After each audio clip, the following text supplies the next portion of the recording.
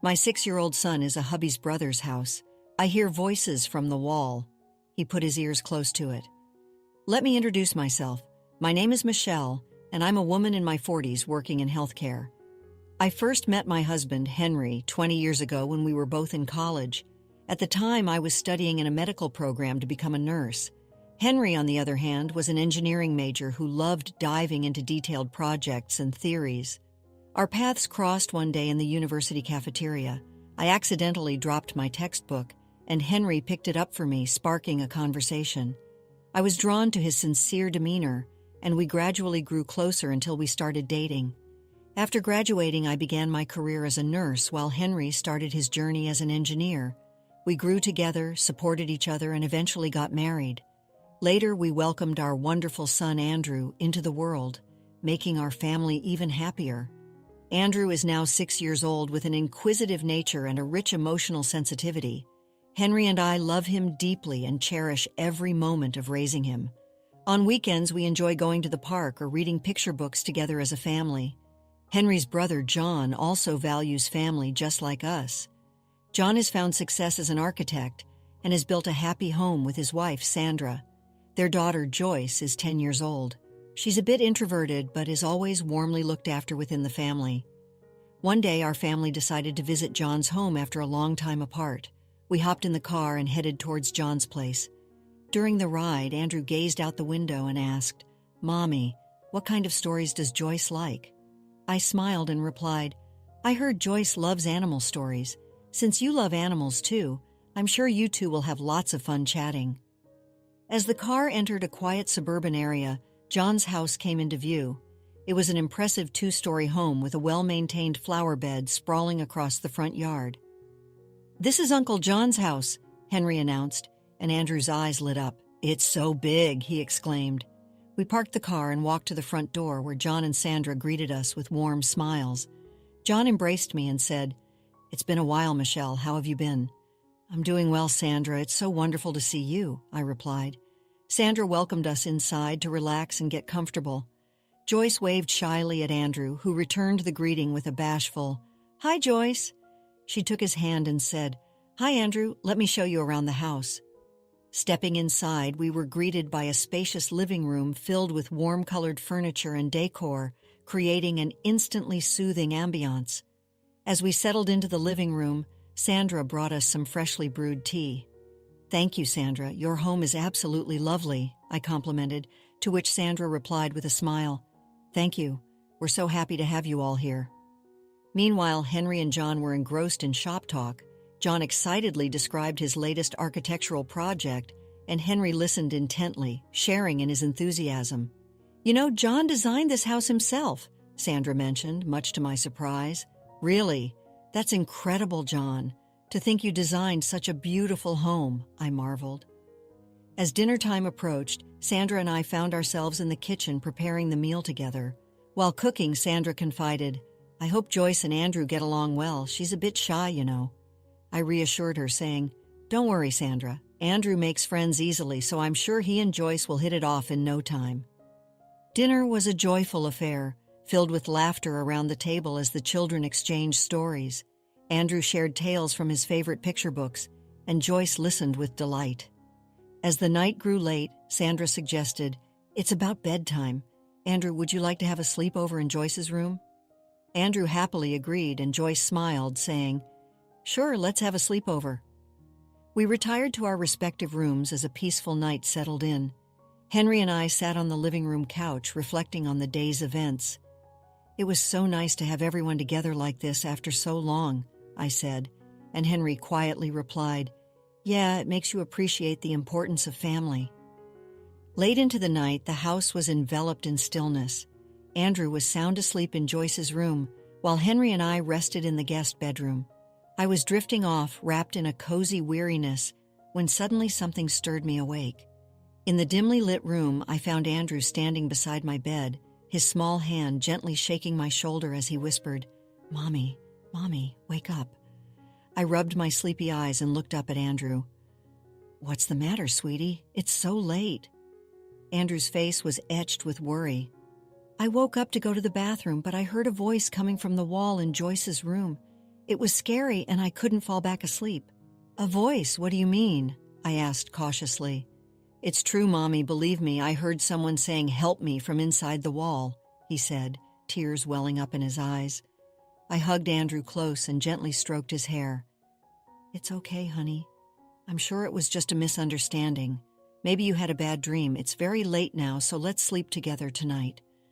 At that moment, Henry stirred awake. What's going on, Michelle? Did something happen?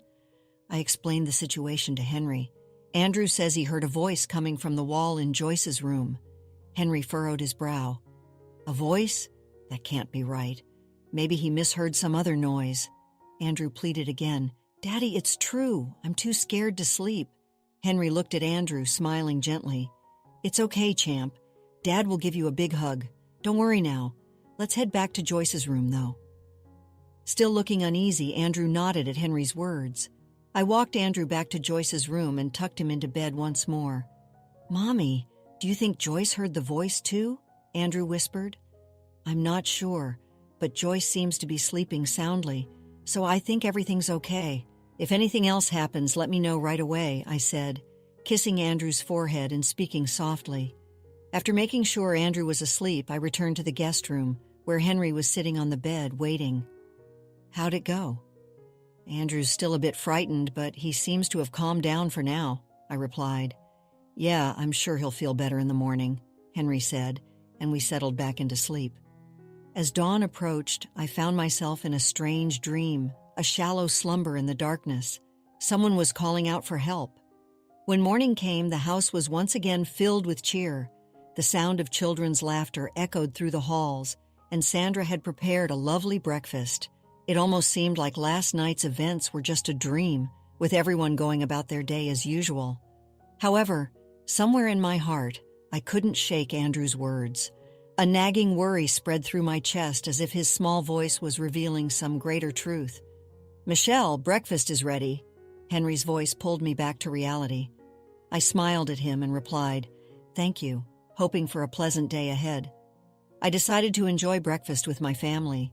Little did any of us know that another strange occurrence awaited us that very night. After breakfast, the children spent the day playing in the yard and drawing pictures inside the house. Meanwhile, the adults enjoyed conversations over tea in the living room and watched an American football game on TV. Everyone had a delightful time throughout the day. For dinner, Sandra prepared a heartfelt meal. Laughter filled the air as we gathered around the table, feeling the warmth of our family bond. As the evening grew late, the adults continued chatting in the living room, wine glasses in hand. Eventually, it was time for everyone to retire to their rooms for the night. Today was so much fun, I said to Henry as I sat down on the bed. It was. There's nothing quite like having the whole family together, Henry agreed, looking content. Suddenly, there was a faint knock at the bedroom door. I opened it to find Andrew standing there, a frightened look on his face. Mommy, I heard it again from inside the wall, someone saying, help me. Andrew's voice trembled. Though surprised, I calmly asked, Really? Where did you hear it? I heard it from the wall next to Joyce's room. Please come and see, he said, tears welling up in his eyes once more. I turned to Henry and said, Andrew says he heard a voice from the wall again. Maybe we should go check it out together. We headed towards Joyce's room with Andrew. The hallway was eerily quiet, an unsettling atmosphere hanging in the air. As we entered Joyce's room, she was sound asleep, but Andrew pointed towards the wall. Here, this is where I heard it. Henry and I put our ears close to the wall. At first, we couldn't hear anything, but gradually a faint sound became audible. Then suddenly a clear voice cried out, Help me! A chilling sensation ran down my spine. Henry, I heard it! Henry nodded, his expression tense. Yeah, there was a voice. Suddenly, John's voice rang out from behind us. What are you doing? We turned around to see John standing there. Stay away from that wall, John. What's going on? We can hear a voice coming from inside this wall, Henry exclaimed. A voice? What are you talking about? You haven't heard anything, John shouted angrily, trying to approach us. At that moment, Sandra appeared and grabbed John's arm. Stop it, John. No more secrets. We can't keep hiding this anymore. It's time to tell everyone the truth. Sandra's voice trembled, but there was determination in her words. Hey, pause for a moment. Would you care to support us? Like this video and subscribe for more? Now let's dive back into the story. Henry walked up to John and calmly said, "Tell us what's hidden behind this wall." John remained silent for a while, but eventually let out a sigh as if he had made up his mind. "All right, I'll tell you. But first, let's break down this wall." I was surprised by John's words, but Henry remained composed. Sandra brought a hammer and Henry faced the wall. Andrew held my hand tightly and Sandra watched with a tense expression. Joyce, who had been sleeping until now, stood next to Sandra, staring at the wall. In the next moment, Henry swung the hammer down, striking the wall. A hole opened up, and a faint light seeped through. Henry swung the hammer a few more times, breaking apart the wall. The sound echoed, and the wall slowly crumbled. Throughout this, Andrew held my hand tightly, his face filled with worry. "Almost there." Henry wiped his sweat and brought the hammer down with even more force. With that strike, the wall collapsed, revealing the figure of a frail child inside. The child, wearing tattered clothes, was crying, chained up. "Help me!" The voice was so heartbreaking that we were left speechless, unable to do anything but stare at the scene before us. It was a reality that we couldn't comprehend. In an instant, Sandra trembled, tears welling up in her eyes. John stood silently, head hung low. His face was etched with deep regret and anguish. "John, who is this child? Why are they here?" Henry asked quietly, but his voice contained a hint of anger. The room was enveloped in silence, and everyone's gaze was fixed on John. Sandra rushed over to the child who had emerged from the wall, embracing their frail body. The child looked around with frightened eyes. John began to speak slowly. "This child is our second child, Joyce's brother, Peter." "Joyce's brother? Then why is he here?" I asked, and John continued. "Peter was born with severe autism. He had difficulty communicating verbally and faced many challenges in daily life due to sensory sensitivities. He would sometimes have intense panic attacks in unexpected situations. I was afraid of how our family would be perceived if the world knew about him, so I concealed him inside the wall." "You hid him inside the wall?" I asked, my voice trembling. "Yes," John answered in a low voice. "I concealed Peter from society so no one would know about him. Even when Sandra opposed it, I ignored her. I believed it was for the good of the family. I thought Peter's existence would tarnish our reputation." Henry said, his voice filled with anger, "It's insane to subject a child to this." John grimaced. "You wouldn't understand. You have no idea how cruel the world can be. The prejudice and discrimination a child faces simply for having a disability. I did my best to protect my family from that." "Your best? This?" I couldn't help but say, "John, you gave in to your fears and sacrificed Peter?" I said, my voice shaking with anger. John replied coldly, "Sacrifice? No. This was a choice made for the family. Peter needed special care, but that didn't mean the entire family had to suffer for it. I considered the happiness of the whole family." "The happiness of the whole family? And this is the result?" Henry shouted, his voice filled with rage. "Your way is wrong. Peter needed proper care and love. By taking those away from him, you failed as a father." John's face turned red. "What do you know? I've always done what's best for my family. You have no right to deny that," Sandra pleaded, trembling. "John, please stop. You were wrong." John was shaken by those words and fell silent for a while. "I was wrong? No, I was trying to protect my family." Sandra continued, "John, what you did didn't protect Peter. It hurt him, and it hurt me and Joyce, too." John looked confused and said in a trembling voice, "But to protect you from the eyes of the world." At that moment, Andrew said in a small voice, "Mommy, Daddy, families are supposed to love each other, right?" Andrew went on, "Peter is Joyce's family, isn't he? Then we should love Peter too. I want to play with Peter." John looked into Andrew's innocent eyes and was at a loss for words. "Play with Peter," Andrew added. "Families should all be together and help each other. Hey, Daddy, Peter looks cold. Please help him. I'll help too." John was deeply moved by those words. He remained silent for a while, but eventually hung his head. "It seems I was wrong putting Peter through this. It's unforgivable." Sandra wiped her tears and said gently, "It's not too late to start now. From now on, let's love and support Peter together. Joyce, Peter, and us, we can all be happy." With tears in his eyes, John said, "I'm truly sorry for everything until now. From now on, I'll accept Peter as part of the family. I'll never hide or hurt him again. I'll protect him with all my strength." John slowly approached Joyce, knelt and met her eyes. "Joyce, this is Peter. You might not remember, but he's your little brother. Daddy has been hiding him, but from now on we'll spend time together as a family. Will you love your little brother?" Joyce had a mix of surprise and confusion on her face, but eventually nodded quietly. "Peter, hello, I'm Joyce, your big sister." Those words warmed my heart. I could see that Joyce's innocent acceptance moved John and Sandra's hearts even further. Henry looked at John. "You'll have to show it, not just in words, but in actions. Peter needs proper medical care and attention. Joyce will need care too. We'll help, but you need to truly change." John bowed deeply. "Thank you, Henry, and I'm sorry for getting you involved in this. I promise to love and protect Peter as a family from now on." Sandra added, "I feel the same way. I vow to keep loving Joyce and Peter." I felt a little relieved by those words. I hope so this child never has to suffer again. After that, we immediately took Peter to the hospital. Fortunately, there was a hospital nearby that accepted patients at night. Sandra stayed by Peter's side, and John seemed to have regained his composure. Henry asked John again, "John, what do you plan to do from now on?" John closed his eyes and took a deep breath. "I'll make sure Peter gets all the care he needs. I swear I'll never hurt him again." The hospital diagnosis revealed that Peter was suffering from malnutrition and psychological trauma. It was no surprise considering he had only been given the bare minimum of food and water. The doctor said it would take time for him to recover, but with proper care and affection, he could overcome it. Sandra held Peter's hand and said through tears, "I'll always be by your side from now on." John apologized to Sandra again. "Sandra, I truly did something unforgivable. From now on, I'll do everything I can to support Peter." A few weeks passed, and Peter began to show signs of recovery as he received rehabilitation and counseling. His expression gradually regained vitality.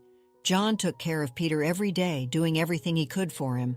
Henry and I also visited John's house regularly, watching over them and realizing that John was truly trying to change. Andrew seemed happy to be able to play with Peter, and they slowly deepened their bond. John and Sandra showed a positive attitude towards rebuilding their family. Sandra said, "John, let's grow together as a true family with Peter from now on." John nodded deeply and replied, "You're right, Sandra. We still have a lot to learn. Let's walk through life together with Peter." Laughter returned to John and Sandra's home, and the children's smiles began to shine once again. Several months passed, and both our family and John and Sandra's family had regained a sense of peace. Peter showed a remarkable recovery. The whole family worked hard for him, and their efforts were beginning to bear fruit.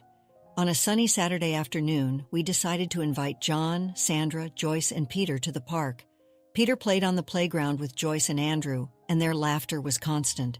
Every time we saw his smile, we felt a deep sense of relief and joy. John watched them and smiled at us. "Thank you so much for that time. Family is a wonderful thing," Henry replied. "It sure is. The most important thing now is that everyone is happy." Just then, Andrew came running up to us. "Daddy, Mommy, look, Peter can ride the swing now." Peter was gradually learning to express his emotions, and now we could see him playing with Andrew, both of them smiling. "It looks like fun, Andrew. Peter seems to be having a good time too," I said, smiling as I patted Andrew's head. That evening, our family stopped by John and Sandra's house to have dinner together. When the table was set, Peter sat in his seat and enjoyed the meal with everyone. "Peter, how was your day?" John asked gently. Peter replied a little shyly, "It was fun." Those simple words filled us with genuine joy. His recovery was a beacon of hope for all of us. "Let's keep having fun times like this together," I said, looking around at everyone. Henry nodded vigorously. "Yeah, there's nothing more important than every one of us being happy." That night, before we left for home, John approached us again. "Michelle, Henry, thank you so much. If it weren't for you, I'd still be walking down the wrong path." Henry smiled and said, "What matters is what's ahead, John. We'll always be here to support you." John said gratefully, "Thank you. I'm truly grateful. From now on, I'll do everything I can to make sure our whole family is happy." That night, after we got home, we fell into a peaceful sleep, just like John and Sandra. Our family vowed to continue living happily, supporting and loving each other. Let's conclude the story shortly. The warmth of family love and forgiveness had filled John and Sandra's home. Peter, no longer hidden away, blossomed under the care and affection of his family. He learned to communicate, his laughter echoing through the house, a testament to the power of love and acceptance. Andrew and Joyce became inseparable, their bond strengthened by the shared experience of welcoming Peter into their lives. As for Michelle and Henry, they continued to cherish their own family, their hearts filled with gratitude for the strength of their bond. They knew that life would always have its challenges, but they also knew that they had each other, and that was all that mattered. They had learned the true meaning of family, not just as a blood tie, but as a commitment to love, support, and acceptance, no matter what life threw their way. And so, with hearts full of hope and love, they continued their journey together, their family stronger than ever before. After experiencing the full journey of our story, we'd love to hear your thoughts. How did the story resonate with you? Don't forget to like, subscribe, and stay blessed. Thank you for watching, and see you in the next story.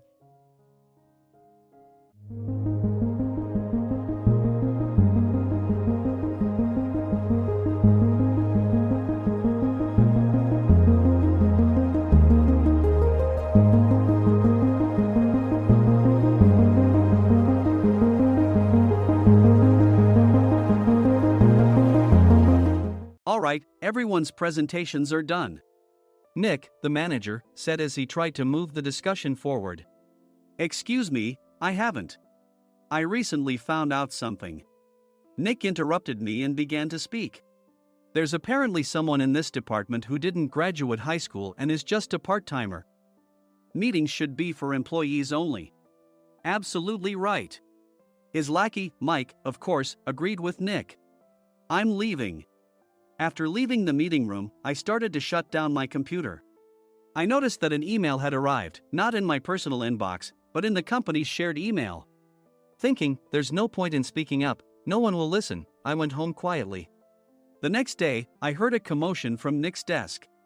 He was staring at his computer screen, his face pale. Nick! Is something wrong? Mike looked at the screen with him. And he turned even paler than Nick. Why is he so angry? Knowing the reason for Mike's distress, I thought to myself, serves them right. My name is Adam. My mother passed away when I was in the 9th grade, and I was raised by my father. Well, you could hardly call it being raised. After my mother passed, my father changed. He drowned his sorrows in alcohol, and though he still went to work, he squandered our living expenses on horse racing. Because of that, I had to start working part-time as soon as I entered high school. Every month, I went to the convenience store with bills in hand that couldn't be auto-deducted from my father's account. Even though I endured it because I didn't want to be alone, I reached my limit in my second year of high school and dropped out. I found a live-in job at a distant inn. Thank you for everything. The day I left home, my father, still staring at the TV, spoke. Take care. That was our last conversation. Back then, 18 wasn't the age of majority, so I needed my father's permission to work, and I couldn't hide my place of employment. Yet, my father never visited me even once. I kept working just to survive, and before I knew it, I was 42. Years of hard work paid off, and I was transferred to the headquarters. I was thrilled to be recognized by the company, as I thought I'd be working in the field until retirement due to my lack of formal education. Listen up. Our work can change the future of our employees. Don't drag us down. On my first day after the transfer, Nick, dressed in an expensive suit, spoke sternly. There was a reason for this. Our inn was located in a prominent tourist destination, known so well that everyone in the state could sing its commercial jingle. At its peak, we had 5 locations within the state. But that was long ago. Due to financial difficulties and aging facilities, only the place where I had worked for many years and the original establishment remained. I was prepared to lose my job anytime, but now there was a glimmer of hope. With the rise of social media, the tourist area where the inn was located started gaining attention again. Depending on how hard the sales department, where I was transferred, worked, we could either thrive or be forced to give up this prime location to the new hotel chains continuously popping up. For Nick, who had switched careers from another industry to strengthen our sales, this was a battle he couldn't afford to lose. I understood why he had to be strict. I will do my best. Nick sneered at my enthusiastic declaration. Did you not hear what I said? I'm sorry. I thought I was listening carefully. Out of habit from years of customer service, I apologized reflexively, though I had no idea what had offended him. Someone was watching me with a smirk. In this department, there are those who are expected to excel and those who have been shoved here because they have nowhere else to go. You are the latter. It was Mike, the section chief. He's 7 years younger, at 35. But he was called to headquarters much earlier than I was and had been moving around within the headquarters ever since. I'm not jealous, but I can't accept that he's my boss. Graduating from a prestigious university, he has an unusually high pride and caused many problems as a newbie, making things very difficult for me when I was the front desk leader. When I found out Mike was transferred to the sales department a month before me, I was disheartened. Mike is right. With just a middle school diploma, there's not much you can do. Don't even think about achieving results. As if I didn't exist, Nick remarked, I'm thirsty. Mike eagerly ran to the coffee maker. It seems Mike is Nick's lackey. I regretted being happy about my transfer to headquarters, wishing I had stayed on site forever. Send a direct mail to every company on this list by the end of the day. Nick only assigned me tasks that even a new graduate could handle. What? There are over 1,000 companies. You want me to send to all of them by today? Yes, if you and your fellow misfits split the work, even those with nowhere else to go should finish by today. I glanced at the employees typing away expressionlessly. They were worn out from customer service, only thinking about leaving on time, or were women reassigned after having children, with zero motivation for work. Even Sam, a new graduate from the same university as Mike, who was supposed to be among the expected achievers, had no enthusiasm for the job, having joined the company wanting to do customer service. I don't care what they say, I plan to quit anytime, he said. Only Nick and Mike were highly motivated, making all the decisions between the two of them. I originally only wanted to work at the inn to survive and had no particular attachment to this job. I swallowed my words, thinking I had no right to reprimand them. About a month after the transfer, Nick told us with a frustrated look. To commemorate the 50th anniversary, we've decided to create a plan exclusive for one group per day. Originally, Mike and I were supposed to come up with it, but our president, Mr. Thompson, insists on hearing everyone's opinions. So, you all get a chance. As Nick explained, Mike began handing out prints. Make sure not to embarrass Nick. If your ideas are half-baked, you'll have to redo them. It seemed that they had printed his handwritten notes by Mr. Thompson, which included several questions and a section for free responses. It made sense why Nick had to seek our input, given that all responses had to be submitted to Mr. Thompson. We were given a week to think about it, and a meeting was scheduled to compile our ideas. My plan is to let guests enjoy both the old and modern America. Nick began the presentations. Guests would watch a master confectioner at a nearby traditional sweet shop make sweets in front of them. The welcome drink would be premium tea in a bottle. Nick's plan was certainly attractive. After his presentation, Nick called on us to present in the order we were seated. Just as I stood up for my turn. All right, everyone's presentations are done. Excuse me, I haven't. I recently found out something. Nick interrupted me. There's someone in this department who didn't graduate high school and is just a part-timer. He was likely talking about me. I joined the company as a part-timer and was made a full-time employee when I turned 20. That was 20 years ago, so Nick and Mike probably had no chance to know until recently. Meetings should be for employees only. Absolutely right. After that, Nick kept creating opportunities to solicit everyone's opinions, purposefully excluding me from speaking. The meeting unexpectedly heated up and went past the scheduled end time. A few people asked to leave, and the discussion continued with the remaining few. Still here? Normally, you'd leave in that situation. Though I had no attachment to the job initially, hearing kind words from customers made me want to make them happier.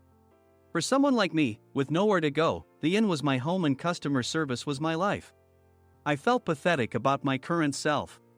I'm leaving. I left the conference room and started shutting down my computer.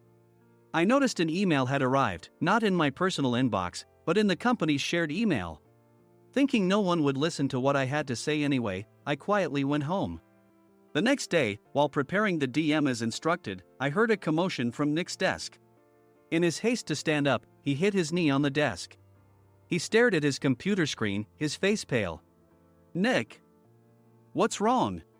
Mike, thinking he should be the first to rush over, approached Nick while still wearing his coat. He peered at the screen with Nick. And he turned even paler than Nick. Why is he so angry? Who is responsible for this company? Nick, more irritated than ever, asked, and Mike answered without checking. Probably Sam. Sam wasn't there because he was attending a morning training session for new hires. Nick gave up on getting angry and returned his gaze to the screen. They were looking at an email that arrived right after the end of the working day yesterday. Apparently, no one, including me, had checked it before leaving. The email was from a large company that used us for their annual employee trips. The president and executives of that company also frequently used our services personally. President of the company, Mr. Mason himself, had declared that neither he nor his company would ever use our services again. Well, some companies cancel their employee trips or stop using our services due to financial struggles. Let's just move on. Mike kept wiping the sweat from his forehead with a handkerchief. Knowing why Mike was so agitated, I quietly watched their interaction. Do you know how much revenue we get from that company? We can find other guests to fill the rooms, but we'll lose the banquet costs, gift shop revenue, rental car fees, and more. Moreover, the gifts were supposed to be prepared by the traditional confectionery shop involved in Nick's proposed plan. If it's known that we incurred such a huge loss at this critical time, Nick's position in the company would be jeopardized. Nick took a deep breath, seemingly trying to calm himself. All right, Mike. Go to New York right now and apologize to Mr. Mason. What? You're coming with me, right? I have urgent work to do. I trust you, which is why I'm entrusting this to you. Please. Mike, believing Nick's sincerity, agreed with a determined look on his face, saying, yes. That's Nick for you. Even if Mike went to apologize, Nick would shift all the blame onto him if the client didn't change their mind. Well, it was Mike's fault to begin with, so it served him right. About 3 hours later, Sam answered a call from somewhere and repeatedly apologized, saying, I'm very sorry. Everyone watched to see what was happening. After ending the call, he informed Nick with a weary tone. When Mike arrived at the client's company, he only made things worse, further infuriating Mr. Mason. He was demanding, get his boss here immediately. It was no wonder Sam was exhausted, dealing with such a call right after returning from training. What is that idiot doing? All right, Adam, you're coming with me. If sacrificing Mike didn't work, then I must be next. Normally, I'd want to refuse at all costs, but I saw an opportunity in this situation. If I can be of assistance, I'd be happy to join you. I immediately followed Nick, and we flew to New York. When we introduced ourselves at the reception, it became clear how serious the situation was, as the receptionist personally escorted us to the president's office. Angry voices leaked through the door, making both Nick and me uneasy. Excuse me. I'm Nick, the supervisor. I understand my subordinate has caused you trouble, and I deeply apologize. Nick, with his experience in the corporate world, knew enough to offer an apology before excuses. However, his customer service skills left much to be desired. I sighed as I saw Mike trembling like a small dog in the corner of the room. What kind of training are you giving your subordinates? Mr. Mason glared at Nick with a red face. The intensity of his gaze made even Nick take a step back. Regrettably, I joined this company only 2 years ago and was unaware of Mike's issues. I should have identified his shortcomings sooner. Indeed. I should have realized sooner. No sensible person would come to apologize and then give a lengthy presentation on the drawbacks of not using their in. Nick froze, his mouth slightly open. Suspecting the worst, I picked up the documents that had fallen to the floor. It seemed Mike hastily prepared these documents on the plane, listing the disadvantages. Disadvantage 1: if you change the venue for the company trip, employees might suspect it's for cost-cutting reasons. leading to a negative impression. Reading it aloud half-jokingly, Nick snatched the papers from my hand and checked the contents with a furious expression.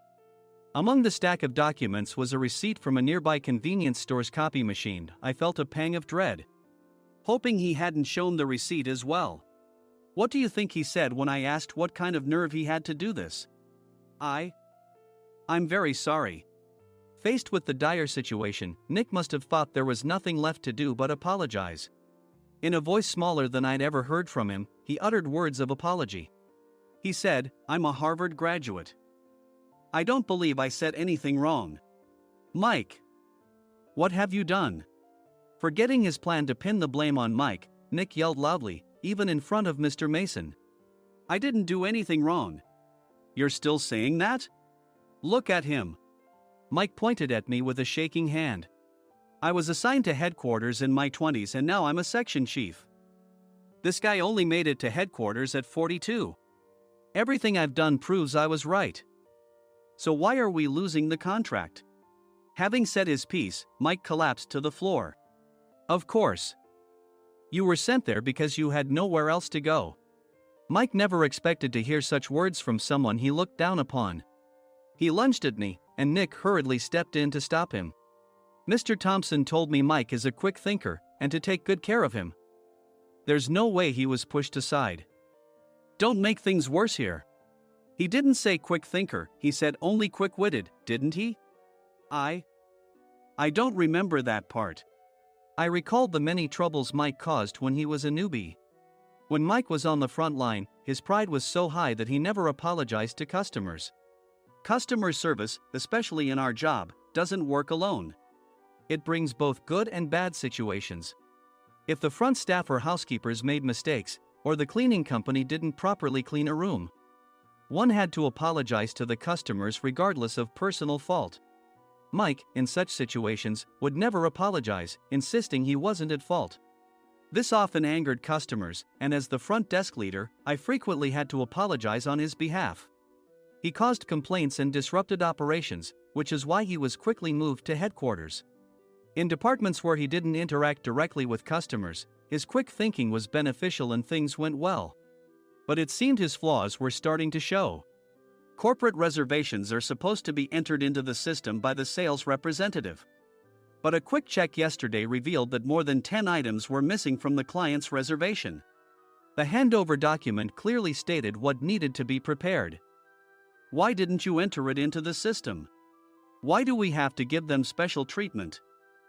Filling rooms near the banquet hall, setting up all the food in advance. Specifying the brand of wine, they're too demanding. No wonder he always angered customers, I thought, feeling a headache coming on. Grouping them in rooms near the banquet hall is for our benefit too. It makes it easier for the staff to set up beds and serve breakfast since everyone's schedule is synchronized. As for the other requests, Mr. Mason suggested them to lighten our load. I didn't know that. Nick finally seemed to realize that Mike was the one who had angered the client. What did you say to them? I just told them we wouldn't give them special treatment anymore. We shouldn't waste effort on things that don't bring in money. I was utterly exasperated at his lack of understanding of customer service. Of course, we shouldn't comply with unreasonable demands. But carrying over successful practices from past stays makes customers feel remembered and enhances their experience. Good memories encourage repeat visits. That's part of our job. I looked down at Mike, who was sitting on the floor. In our job, nothing is a waste. Mr. Thompson likely moved you to the sales department, hoping you'd finally understand this. How do you think he feels now that you failed to meet his expectations? Mike, tears in his eyes, fled the president's office. I was amazed he still hadn't apologized. You have it tough, Adam. It's okay, we're all employees of the same company. I deeply apologize for this disrespectful incident. Especially after all the care you've shown us. If it weren't for you, Adam, I really would have stopped staying here. When I heard you were moving to the sales department, I was willing to reconsider if you handled it. Seeing us talk so amicably, Nick's face contorted. Do you two know each other? Adam's service is excellent. I always requested him specifically. Normally, we don't accept specific staff requests, but we made an exception for Mr. Mason, adjusting my shifts accordingly. He had personally stayed at our hotel just before my transfer, and during casual conversation, I mentioned, "I'm moving to the sales department soon." If I hadn't told him then, things could have been much worse. "Please continue to take care of us. I look forward to it." On the return flight, Nick awkwardly offered me a can of beer. "It's still working hours." Of course, I had no intention of forgiving him for a single beer. Nick might try to pin everything on Mike and avoid any consequences. While pondering this, a startling fact came to light. "Nick, the tea bottles for the plan have arrived." I handed Nick a bottle labeled with our inn's name. "They look good." "What are you talking about?" "These are plastic bottles. I had assumed we would use the trendy, high-end bottling tea. But what arrived were ordinary plastic bottles of tea with customized labels. The only unique aspect was the label, which had the inn's name, making it look customized. Upon further investigation, I discovered that a substantial amount of money was set to be paid to the tea company. It was priced like bottling tea. "Does this plastic bottle really cost $100 each? The tea inside is specially blended for us." "The extra cost is for that. Wouldn't it be better to use another tea company? Or is there a specific reason we must use this one?" As Nick continued to make excuses, I showed him a printed email. I informed the tea company's president, Mr. Mitchell, that we discovered irregular payments and he confessed. He said you two were high school classmates and planned to split the extra money. That idiot. Why did he confess? That's not important. You should worry about yourself. This could turn into a police matter. Opening the bottle cap, I suggested. How about calming down with this tea? It supposedly has a relaxing effect. Nick drank the tea frantically. In the following days, decisions were made about their fates. Mike was reassigned to the General Affairs Department, with no chance of transfer or promotion, as per Mr. Thompson's orders. As for Nick, since the payment to the tea company hadn't yet been made, he narrowly avoided legal trouble. Instead, he was encouraged to leave the company, and to avoid further complications, Nick submitted his resignation. Rumor has it that connections between HR departments have made it difficult for him to find new employment. Even though it was good to have those two gone, something unexpected happened in the sales department. Everyone became motivated and united in refining the 50th anniversary plan. In the end, my plan was adopted. We collaborated with the Tourist Information Center to provide personalized guides. The plan, tailored to the number of guests, was truly special for the 50th anniversary. "Hey, is Adam's family coming to stay?" I immediately booked that special plan for my family. Sam noticed it on the reservation list and quickly picked up on it. "Yes, I'm inviting my father." "That's great. I might invite my parents too." I lacked the courage to face my father just as Adam. But here, with the confidence Mr. Mason praised, I felt ready. The 50th anniversary plan was a perfect opportunity to reconnect with my father. I hoped to bring back the days when we could laugh together as we once did.